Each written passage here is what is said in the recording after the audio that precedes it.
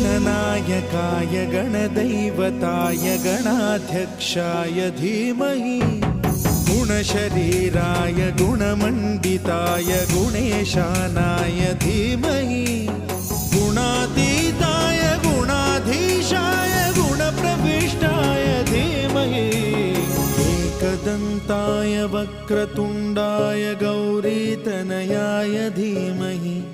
गजेशानाय भालचन्द्राय श्रीगणेशाय धीमहि